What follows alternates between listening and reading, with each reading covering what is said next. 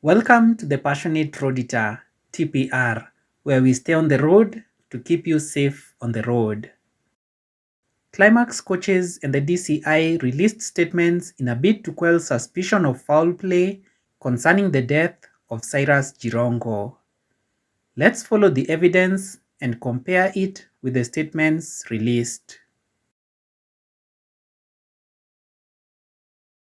Gari yangu ilikuwa na abiria 65.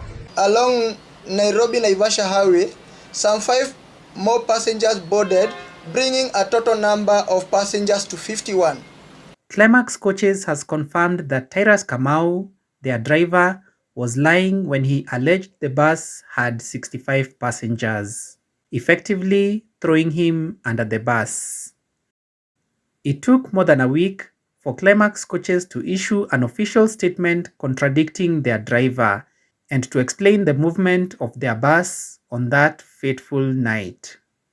In a case like this, which continues to make headlines over 2 weeks later, such silence is loud and says a lot.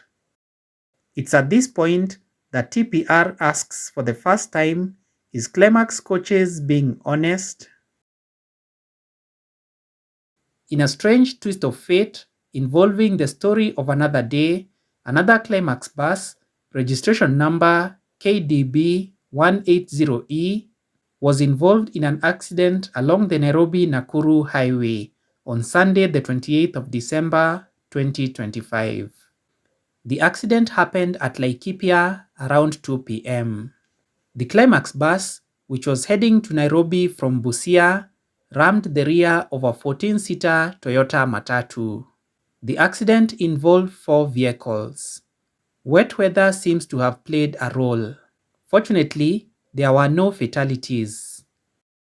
Unlike in the alleged accident that happened at Karai, this one had passengers of the Climax bus giving their account of the incident.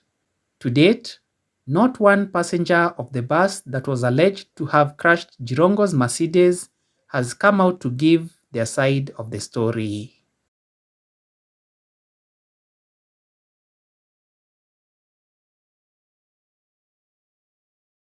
Climax Coaches alleges that this bus, registration number KCU 576A, left the country bus station at Muthurwa at around 10 p.m. It then proceeded to pick passengers at Kibra, Darajani, Kawangware, Kangemi, and then Gitaru before proceeding towards Nakuru. We are supposed to believe that in this season of high demand, with passengers camping at various bus termini even into the night, Climax Company has the luxury of releasing their bus from country bus station to pick passengers in various estates in the city as it heads for a long-distance journey. For the second time, TPR asks, is Climax being honest? It seems more like Climax was faced with a challenge. Bus leaves Muthurwa at 10 p.m. It should be at Karai in Naivasha at around 2:20 a.m. Make this work, given that leaving Muthurwa at 10 p.m. and traveling straight to Nakuru would mean that by 2:20 a.m. it would already have arrived in Nakuru on its way to Busia.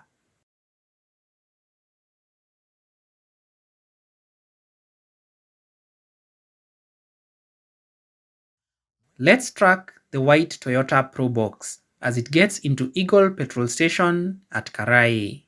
At this point, as it enters the petrol station, we know that it was right behind the Mercedes, and the Climax bus was right behind it, meaning the 3 vehicles were in a convoy. If a driver wants to refill the wiper fluid, the usual stopping point for the car to be attended to is next to the fuel pumps. Here, here, here, here, here, or here. The reason for this is that next to the fuel pumps are usually some buckets with water used for that purpose, or used in the other usual task of cleaning the front and rear windscreens. The Probox driver chooses none of these spots and instead comes to strategically park here, a spot with a full view of the accident scene. A coincidence? The Probox driver rolls down his window here as he is about to make this right turn, heading towards the parking spot. It seems more of surveilling where to park strategically rather than an approach to a stop for wiper fluid. Then, according to the DCI statement released on 16th December 2025, the moment of impact between the bus and the Mercedes is said to have been 2:19 a.m. and 25 seconds. From this CCTV camera angle, that exact timing is right at this moment, where TPR freezes the clip. From here on, we expect that the occupants of the Probox have heard a loud bang and seen the Mercedes being dragged by the bus tens of meters. But look instead at the demeanor of the occupants of the Probox.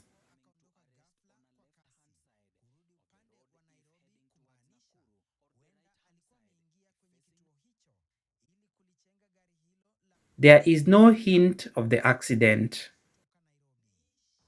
Here is a telling detail concerning the driver of the Probox. He alights the Probox and begins walking in the direction of the accident scene. He seems to be holding something in his right hand that looks like a drink.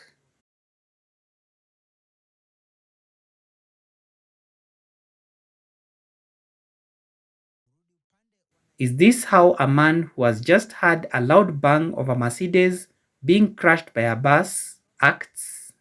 A second occupant alights the Probox. The DCI statement released on Christmas Day regarding the Probox claims, and I quote, "After completing the refill, they exited the petrol station and briefly stopped near the accident scene at the request of the petrol station guard who sought their assistance in rescuing the victim. They did not alight from their vehicle, but instead used their headlights to illuminate the wreckage, as it was dark and no other vehicles had yet arrived. They left the scene after other motorists began to arrive and traffic started building up, proceeding with their journey and arriving home at around 6 a.m., where they later learned that the victim of the accident was Honorable Cyrus Jirongo. From this narrative, we are expected to believe that the occupants of the Probox alighted at Eagle petrol station when it came to the issue of the wiper fluid, but did not alight from the Probox when the petrol station guard requested their assistance. They instead used their headlights to illuminate the wreckage. That speaks volumes about their character, if indeed it is what happened. It also seems to show the DCI giving a through pass to the occupants of the Probox to be absolved from the case because it can be said they did not interfere with the scene. Only their headlights did. How convenient. We now know that this Probox is registered to Honorable William Mutai, the Member of County Assembly of Keringet Ward and Majority Leader of the Nakuru County Assembly. According to the DCI, William Mutai's wife hired out the Probox to Dennis Koech on the 11th of December 2025.